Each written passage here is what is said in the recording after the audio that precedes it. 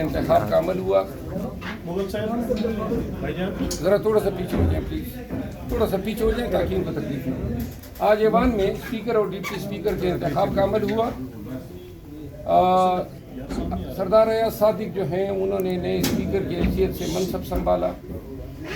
चूँकि पाकिस्तान तहरीक इंसाफ से वाबस्ता मेंबरान कौमी असम्बली का अव्वल रोज़ से ये मौक़िफ़ है कि जो अजनबी लोग ऐवान में बैठे हैं और चूँकि हमारी रिज़र्व सीट हमें डिनाई की जा रही है, जिनके साथ हमारी मजमूई तादाद ऐवान के अंदर 225 बनती है, और चूँकि ऐवान मुकम्मल नहीं है तो लिहाजा ये इलेक्शन नहीं होने चाहिए थे, जिस पे हमने अपना एहतजाज रिकॉर्ड कराया।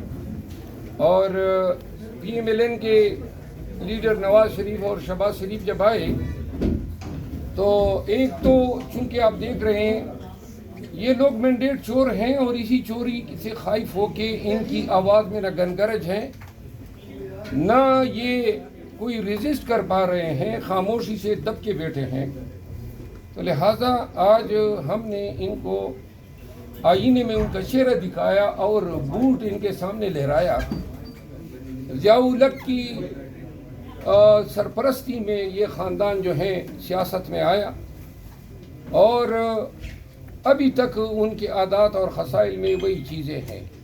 आज भी हमने ऐवान में कहा कि ऐवान, जब स्पीकर ने ये कहा कि ऐवान जो है ये सबसे मुक़्तदर फोरम है, तो मैंने उस पर उठ के कहा कि काश ये मुक़्तदर वो था, क्योंकि जो लोग ऐवान में जेली तौर पे इलेक्ट होके आ सकते हैं और अजनबी हैं, MNA बन के बैठे हैं, जिन्होंने इनको बनाया है, इससे मुक़्तदर कोई नहीं हो सकते।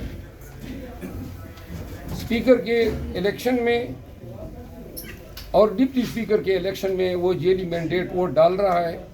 पाकिस्तान के लिए अलमिया है, पाकिस्तान के मुस्तकबिल के लिए इससे बड़ा ख़तरा कोई नहीं। आज महमूद खान अचकज़ई साहब ने हक़ पर मबनी बातें की और ये बताए हैं कि मुल्क को किस जानिब हम ले जा रहे हैं। जब तक मुल्क की तमाम सियासी क़ुव्वतें बशमूल PMLN पीपल पार्टी और तमाम वो पार्टियाँ जो आज ऐवान में हैं वो गोलमेज कॉन्फ्रेंस न करें और कुरान करीम को दरमियान में रख के ये फैसला न करें कि हम कर क्या रहे हैं और किसकी खुशनुदी के लिए कर रहे हैं। हमारा वाहिद, तमाम पार्टियों का वाहिद टारगेट जो है वो अवाम की फलाह व बहबूद होनी चाहिए।